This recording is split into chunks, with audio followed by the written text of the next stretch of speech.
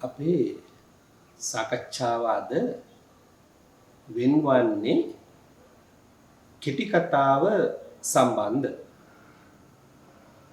කෙටි කතාව කියන සාහිත්‍යාංගය මොන වගේ සාහිත්‍යාංගයක්ද? මෙහි මූලික ලක්ෂණ මොනවාද කියන කාරණාව ඔබත් සමග කෙටියෙන් සාකච්ඡා කිරීමට තමයි මා උත්සාහ ගන්න. ඒකට හේතුව කෙටි කතාව කියලා කියන්නේ අතිශයින්ම සංකීර්ණ සාහිත්‍ය මාධ්‍යය. එනිසා මේ හඳුන්වා දීමට වෑයම් කිරීමම එක්තරා ආකාරයකට හැකියාවක් සහිත කාරණාවක් නෙවෙයි. ඒකට හේතුව කෙටි කතාව එහෙම ලේසියකට අපට හඳුන්වා දීමට නොහැකි තරමටම සංකීර්ණව පැවතීම. පෙරදිග සහ අපරදිග විචාරකයන් කෙටි කතා පිළිබඳ විවිධ මතවාද පළ කරලා තියෙනවා. මේ මතවාද මගින් අපට පුළුවන්කම තියෙනවා කෙටි කතාවේ ස්වභාවය ස්වરૂපය පිළිබඳව යම්කිසි ඉඟියක් ලබා ගන්න. යම්කිසි වැටහීමක් ලබා ගන්න. අවබෝධයක් ලබා ගන්න. මේ උත්සාහය අන්න ඒ අවබෝධය වෙත ගමන් කිරීම සඳහා අපි දන්නවා ගද්‍ය සාහිත්‍ය ගත්තම ගද්‍ය සාහිත්‍යය ප්‍රධාන වශයෙන්ම කොටස් ගණනාවකට බෙදෙනවා. අපි මෙතන ඒවා සාකච්ඡා කරන්න අදහස් කරන්නේ නූතන ගද්‍ය සාහිත්‍ය ගත්තම අපි නූතන ගද්‍ය සාහිත්‍ය බෙදා ගන්නවා නවකතා, කෙටි කතා, කෙටි නවකතා ආදී වශයෙන්. මේ අපි අවධානය යොමු වෙන්නේ මේ කෙටි කතාව වෙත. මොකද්ද මේ කෙටි කතාව කියලා කියන්නේ? අපි හැමෝම දන්න විදිහට කෙටි කතාව කියලා කියන්නේ සංක්ෂිප්ත කතා විශේෂයක්. හැබැයි අපි තේරුම් ගන්න ඕන සංක්ෂිප්ත වූ පමණින්ම යමක් කෙටි කතාවක් වෙන්නේ නැහැ. එනිසා කෙටි කතාවක් වීම සඳහා ඒ කියන්නේ යම්කිසි කතාවක් කෙටි කතාවක් බවට පත්වීම සඳහා අවශ්‍ය කරන අංගෝපාංග රාශියක් තියෙනවා. ඒ අංගෝපාංග අතර අපි එකක් දෙකක් ඔබත් සමග සාකච්ඡා කරනවා. ඒ මගින් කෙටි කතාව තේරුම් ගැනීමට උත්සාහ කරන්නට ඕන. දැන් මේ කෙටි කතාව ආරම්භ වෙන්නේ 19 වන සියවසේ මැද කාලේ. 19 සියවසේ මැද භාගයේ. ඊට පෙර කෙටි කතා තිබුණා. හැබැයි කෙටි කතාවක් හැටියට සාකච්ඡාවට භාජනය වෙන්නේ එහෙම නැත්නම් මතු වෙන්නේ ඔය කාලවකවානුව තුල. මේ සම්බන්ධ පළවෙනි කතිකාව ගොඩනගන්නේ ඇමරිකානු ජාතික එඩ්ගා ඇලන් පෝ.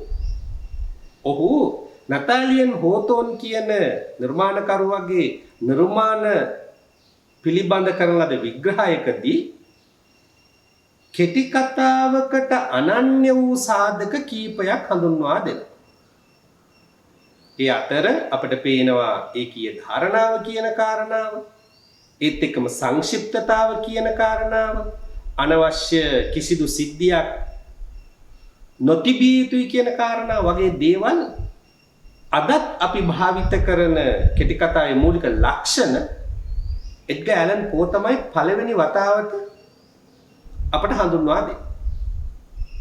ඒ නිසා අපි තේරුම් ගන්න ඕන කෙටි කතාවක් කියලා කියන්නේ කුමක්ද කියන කාරණා. ඒ නිසා කෙටි කතාවක් කියලා කියන්නේ ඔහේ මොනවා හරි තොගයක් ලියන එක නෙමෙයි.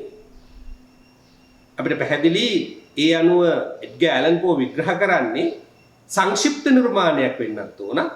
ඒත් එකම කාව්‍ය භාෂාවක් භාවිත කරන්නත් ඕන. අනවශ්‍ය සිද්ධි තියෙන්නත් බෑ. ඔබට මේ දේවල් කිව්වහම කෙටි කතාව ගැන අදහසක් ගන්න පුළුවන්. කෙටි කතාවක අනවශ්‍ය කිසිම සිද්ධියක් තියෙන්න බෑ. අනවශ්‍ය සිද්ධි තිබුණොත් මේක කෙටි කතාව බවට පත් වෙන්නේ නෑ. කෙටි කතාවක් අතිශය දීර්ඝ වෙන්නත් බෑ, අතිශය කෙටි වෙන්නත් බෑ. ඒ කියන්නේ අතිශය දීර්ඝ වුණාමත් ඒ කෙටි කතාවක් බවට පරිවර්තන වෙන්නේ නෑ. අනවශ්‍ය සිද්ධි තියෙන්න බෑ, අනවශ්‍ය සිද්ධි දීර්ඝ වෙන්නත් බෑ, අනවශ්‍ය සිද්ධි කෙටි වෙන්නත් බෑ. දැන් අපි තේරුම් ගත යුතුයි මේ මගින් කෙටි කතාවේ මූලික ලක්ෂණ කිනම් ස්වરૂපයක් දරනවාද යනවා. එඩ්ගර් ඇලන් පෝගෙන් පසුව පෙරදිග අපරදිග විචාරකයන් කෙටි කතාව පිළිබඳව දක්වන ලද විවිධ නිර්වචන ඔස්සේ අපිට කෙටි කතාව තව මදක් දුර රැගෙන යා හැකියි. කෙටි කතාව පිළිබඳව අංගෝපාංග පිළිබඳව පැහැදිලි විග්‍රහයක් කළ ලේඛකයෙක් තමයි ජෝසප් බර්ග් එසන්වීන් කියලා කියන්නේ. ඔහු යම්කිසි ලේඛනයක් යම්කිසි කතාවක් කෙටි කතාවක් බවට පත්වීමට අවශ්‍ය නම් එහි පැවතිය යුතු මූලික අංග 7ක් දක්වනවා. මේවා අමුතු කාරණා නෙවෙයි. මේවා ඔබ දන්න කාරණා. සමහර වෙලාවට මේ වන විටත් ඔබ මේවා දන්නවා ඇති. එතකොට මේ එසන්වීන් ප්‍රකාශ කරන කාරණා අතර අපට වැදගත් කාරණා කීපයක් තියෙනවා. එමගින් කෙටි කතාව අපිට අඳුන ගන්න පුළුවන්. දැන් ඔහු දක්වන ප්‍රධාන කාරණාවක් තමයි සියලුම සිද්ධි අභිබවා කැපී පෙනෙන එක සිද්ධියක් තියෙන්න ඕන. ඒ කියන්නේ කෙටි කතාවක් කියලා කියන්නේ සිද්ධි සමූහයක් සමුදායක් තියෙන්න පුළුවන්. ඒ වුණාට ඒ සිද්ධි සියල්ල අභිබවා යන්නා වූ ප්‍රබල එක සිද්ධියක් තිබිය යුතුයි. මම ඔබට උදාහරණ දෙන්න යන්නේ නැහැ. ඔබට මේ සඳහා උදාහරණ අවශ්‍ය තරම් ඔබේ නිර්මාණ මගින් ලබා ගත හැකියි. ඒ නිසා කෙටි කතාවක ප්‍රධානම ලක්ෂණයක් තමයි මොකක්ද මේ සියලු සිද්ධි. දැන් අපි නිර්දේශිත කෙටි කතා ගත්තාම අපිට මේක විග්‍රහ කරගැනීමේ හැකියාව තියෙනවා. අකුරට යන වෙලාවේ කෙටි කතාව ගත්තා මේ වගේ ඕනෑම කෙටි කතාවක් ගත්තම අපිට පුළුවන්කම තියෙනවා මේ කෙටි කතාව ප්‍රබල එක සිද්ධියක් තමයි ඉස්මතු කරන්නේ. එතකොට ප්‍රබල එක සිද්ධියක් තියෙනවද කියලා වෙන සිද්ධි තියෙන පුළුවන් ප්‍රබල එක සිද්ධියක් තියෙනවද කියලා බලන්න. ඒත් එක්කම ඔහු අවධාරණය කරන දෙවෙනි කාරණාව තමයි කැපී පෙනෙන ලෙස මතුවන එක ප්‍රධාන චරිතයක් ඉන්න ඕන. අපි බැලුවොත් එහෙම අපේ නිර්දේශයට අදාළ කෙටි කතා හෝ ඊට පරිබාහිර කෙටි කතා අරගෙන ඒ කෙටි කතාවල ප්‍රබල එක චරිතයක් ඉන්නවා. හැම බොහෝ කෙටි කතාවල ප්‍රධාන චරිතයක් ඉස්මතු වෙනවා. කැපී පෙනෙන එක චරිතයක් ඉස්මතු වන බවක් අපට පේනවා. අකුරට යන වෙලාවේ කෙටි කතාව ගත්තොත් එම මැනිකගේ චරිතය ඉස්මතු වෙලා පේනවා. ඒක නෑ කියලා කාටවත් කියන්න බෑ. ප්‍රබල එක චරිතයක් අපිට ඉස්මතු කරනවා හැමතිස්සෙම කෙටි කතා කරුවා. ඒ කෙටි කතා කරුවාගේ ස්වરૂපය කෙටි කතා කරුවාගේ කෙටි කතාවේ තියෙන මූලික ලක්ෂණ ඒත් එක්කම ඔහු අවධාරණය කරලා පෙන්නනවා කෙටි කතාවක් කියලා කියන්නේ සත්‍ය කතාවක් නෙවෙයි කල්පිතයක්. මේක නිර්මාණාත්මක එකක්. ඒ නිසා මේ සාහිත්‍ය කොහොමත් එහෙමයිනේ. සාහිත්‍ය කියලා කියන්නේ ඇත්ත නෙවෙයි. එතකොට කෙටි කතාව කියලා කියන්නේ නිර්මාණාත්මකව මතු කර ගන්නා ලද එකක්.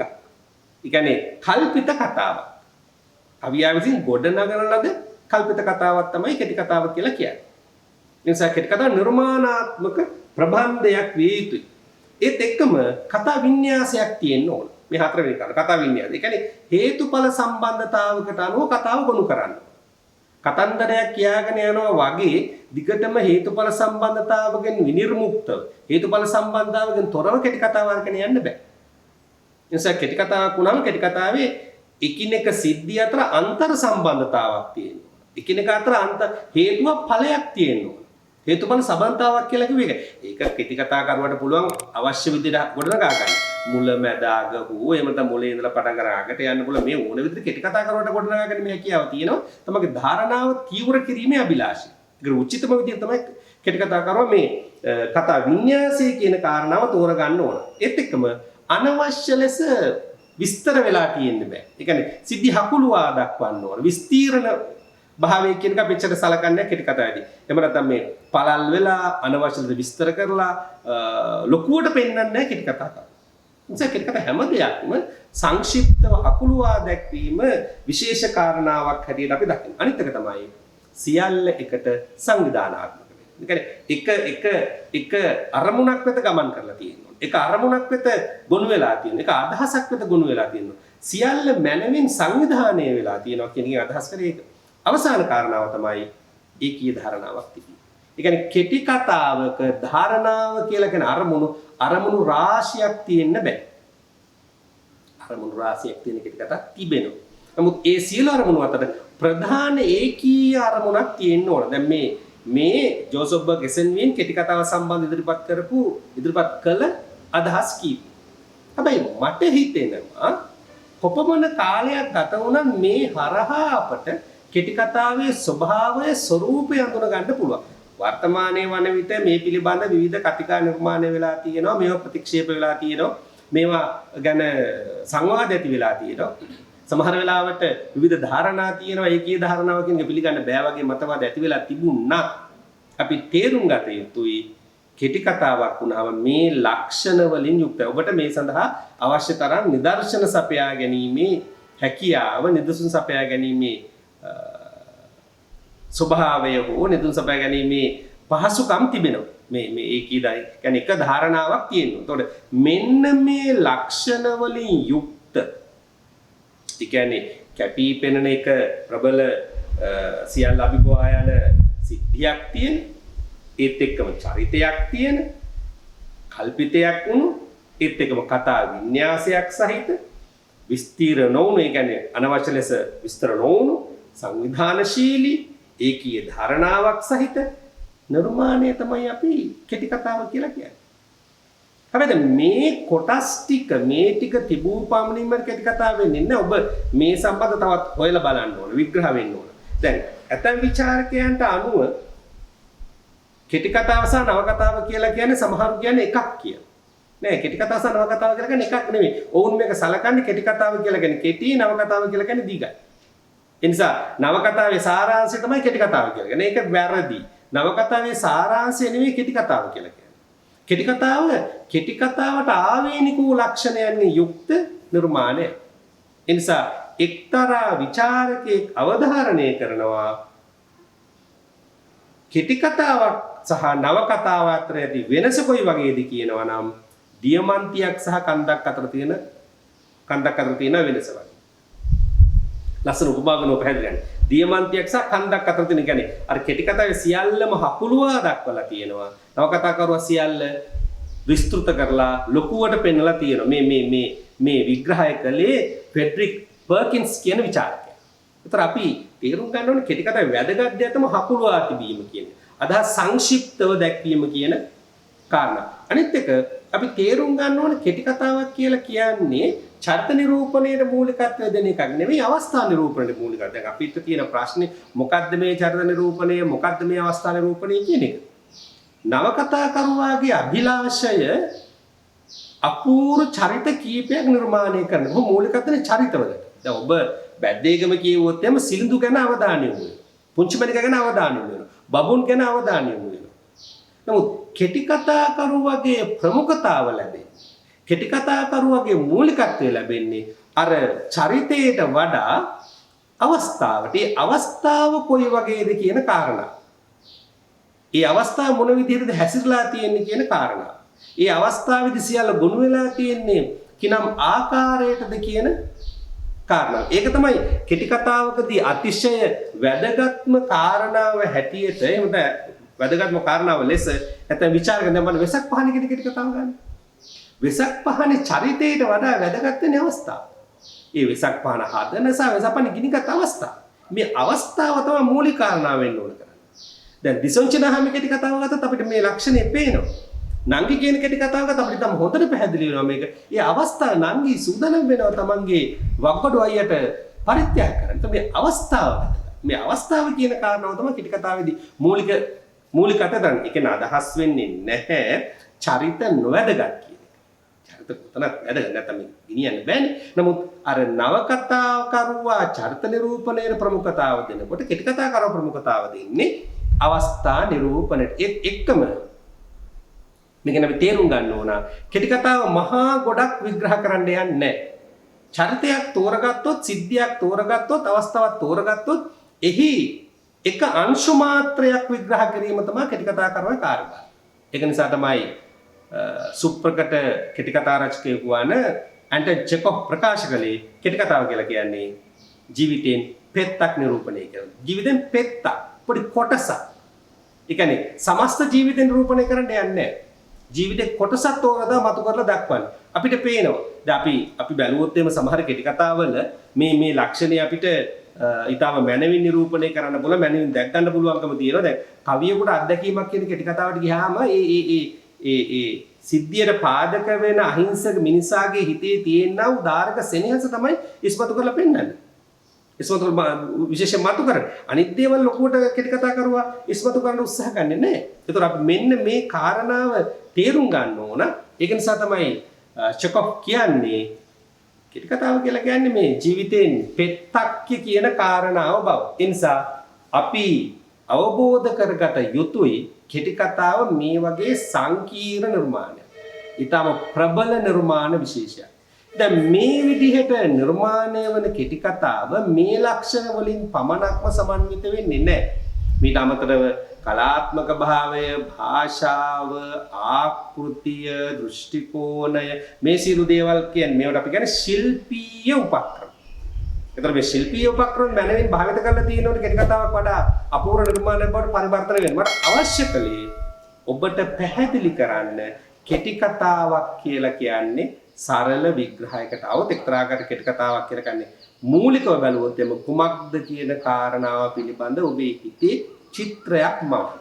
එතකොට කිසියම් කතාවක් තුල නිර්මාණාත්මක කතාවක් තුල මේ අපි කියන ලක්ෂණ සහ තවත් ඊට ආවේනික ලක්ෂණ ඕනම ලක්ෂණ වෙන්න පුළුවන්. අන්තර්ගත වෙලා තියෙනවා නම් මේ ලක්ෂණ කේන්ද්‍ර කරගෙන මූලික ලක්ෂණ ඉස්මතු කරනවා නම් එහෙම අපි කියනවා. එය කෙටි කතාවක් වගේ. හැබැයි කෙටි කතාව අඳුන ගන්න ඕන උසස් කන්නේ කෙටි කතා කියවීම මගින්